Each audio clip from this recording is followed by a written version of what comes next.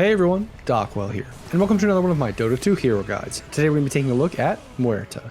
So Muerta's been out for less than a year, and for most of her existence she's been played as a carry. However, during TI-12 she started to get picked in the 4 position, and when she's played as a 4, she's kind of just playing carry from the support from the 4 position, which is something we've actually seen more of recently in Dota, especially since the map was expanded. Now, obviously, as a 4 position, you don't get nearly as much farm as a carry would, but really you still play a similar style in fights. That's why for this guide, we're mainly going to be focusing on how to play Muerta as a carry. And Muerta is a very unique carry because she's a right-click carry that does magic damage. While there's other heroes that you could say carry the game, like Lesh or Zeus, because they do so much damage, they do that damage with spells, and they usually play mid because they need a lot of levels in those spells, where Muerta is different. She does magic damage, but it's from her right clicks, and so she goes in the safe lane. She's a typical 1 position, and she wants to farm a lot. Her ultimate is really the unique part of the hero that allows this to happen because it turns all of her right clicks into magic damage. This means she scales extremely well against agility carries or any other high armor hero because she just shreds through them with massive right click magic damage, and she can crit on all of those hits and all that kind of stuff. But before we can understand how to play Muerta, we have to look at her abilities. So now that we understand Muerta in general, we can take a look at her abilities. So first we're going to take a look at Deadshot.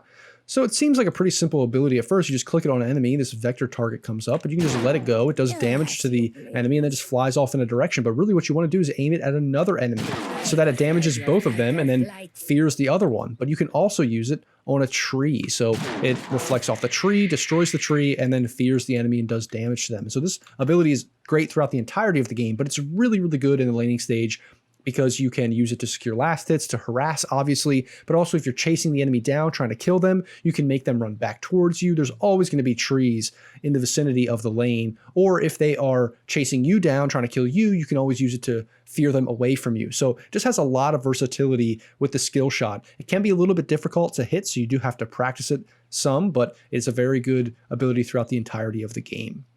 So that's Deadshot. Next, we're going to look at the Calling. This is an AoE spell. Kind of looks like Brambles a little bit when you're about to place it. But basically, you place it down in an AoE, and you can see then it slows enemies, and then when they hit this, these little ghosts here, these little things circling around the edge, they get silenced, take a little bit of damage. So this is a really good ability in the laning stage when you're chasing people, when you're trying to harass, when you want to silence someone, you know, because they're about to stun you or cast an ability. It's really good that you can place it in that way. You can also obviously fear them into it, which is great. And then later in the game, it's just a little bit of a benefit where you can sit it down where a fight is happening, where you're trying to kill somebody, or, you know, if someone's initiated on, you can sit it on top of them. You can use it to silence supports, you know, place it down and then hit a support with a dead shot, make them feared into the silence, all that kind of stuff. So these abilities are not super complicated on their face. You're kind of just placing this down and ricocheting this bullet. But in combination, there can be a lot of complex ways to make the skill ceiling very high on this hero to make sure you're having the most effectiveness you can in fights. So it does take a little bit of practice. Next is Gunslinger. This ability is very easy to understand, very straightforward. Basically, you just have a chance to attack twice. It's pretty much just that simple. So I'm attacking this axe. You can see another shot goes over and attacks this axe. And once it's maxed out, it happens a lot, basically every other shot. So, you know, this is very good for farming, for obviously killing people in team fights too. You're not just only killing that one hero that you're focusing. You can also just kind of kill other people, similar to Medusa, although it is a better, it's kind of not as good for farming, but better for fighting in that way. But also it is good because it does scale with your right click. So, you know, it procs Maelstrom and all that kind of stuff as well, which is very good for farming if you're going to buy those kind of farming items. So it's just a farming steroid. So this hero sometimes doesn't even have to buy really any farming item, maybe a little bit of lifesteal, and that's it. And you can kind of go into the jungle early with this possibility. And then lastly, we have Pierce the Veil. So Pierce the Veil is what defines the hero. So you can see I gave this axe a bunch of chainmails. This axe has nothing. So let's just refresh here. Let's just give this guy another level, so the same level.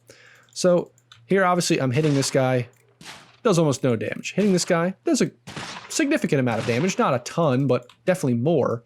And then once I do Pierce the Veil, you can see I'm doing a good amount of damage to this guy, and I'm also doing a good amount of damage to this guy. So basically it just passes through all their armor because I'm going to be doing magic damage. Now the other thing is you can see it doesn't last very long. So it's very important to make sure you're popping this ability when you're just right in the thick of it. You're about to shoot people, you're about to kill people. And then the other thing it does is it makes you ethereal. So you pretty much can't be attacked as well, which is very, very good.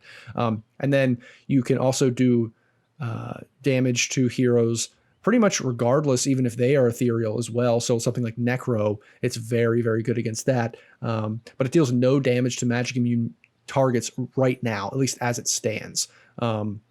So, BKB is a good counter to it. So you just have to be careful that you're not popping it at the wrong time, which can be a problem. So this hero has some skill shots, and then this isn't really a skill shot, but you do need to be pressing it at the correct moments to make sure you're having the most effectiveness in the fights. Now, I'm not going to talk really about any of the Shard or the Ag Scepter because they're not really that relevant. They're not that great at this moment. So I think they will change them in the future, and maybe we'll just kind of cover that sometime in the future if this hero changes a little bit. But anyway, that is Muerta. Those are her abilities. Now let's check out how to play her in a game.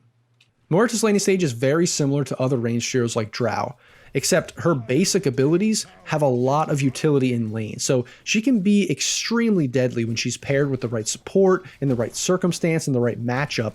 But you do have to be careful of your positioning, because if you get caught out and you're, up too far in the lane or in the jungle somewhere, you're pretty squishy. You're not the fastest hero. You can just get jumped on and you can die. Yes, you do have some defensive measures, unlike some other heroes like a sniper or a drow, but still, it's not that much. And early on, before you have too many levels, your abilities aren't that great. They just harass a little bit. Maybe they do silence or slow, but it's not the best. You just do have to be careful as a Muerta.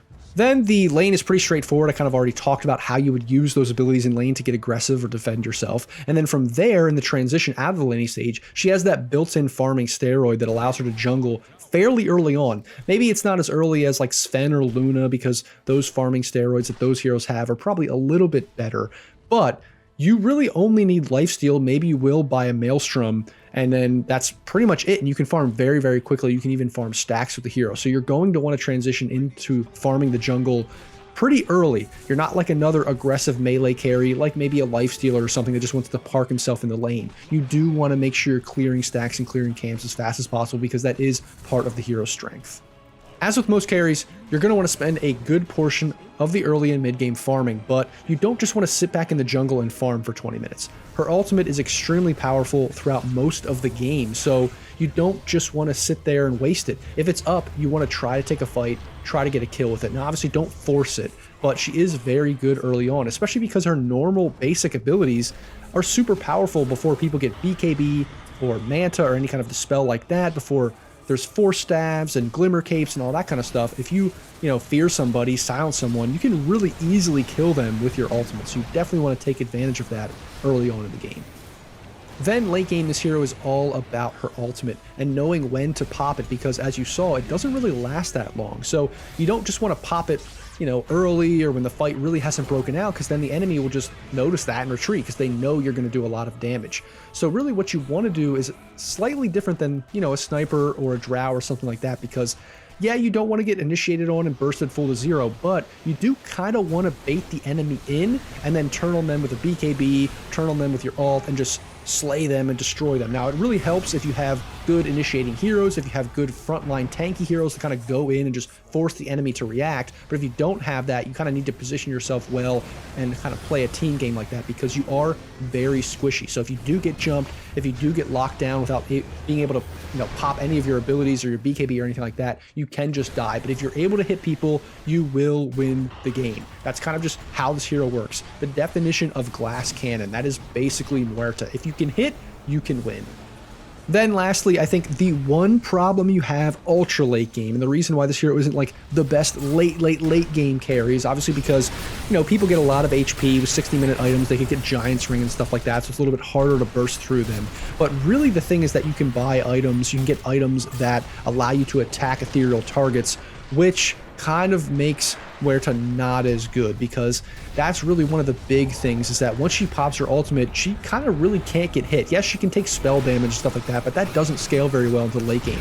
But then, if the enemy carry just says, okay, well, Muerta's the only thing I have to deal with, she's really the only reason I'm dying, then they can just run in and hit you as well, and you're pretty squishy. So you just have to make sure that you kind of want to end the game before it gets too late, because yes, you are a very good carry, you are a hard carry, but I think later in the game people will be able to itemize a little bit better for you. And that, everyone, is my Muerta guide. If you liked the video or found it helpful, don't forget to like, comment, and subscribe. And as always, guys, thanks for watching, and I'll see you in the next video.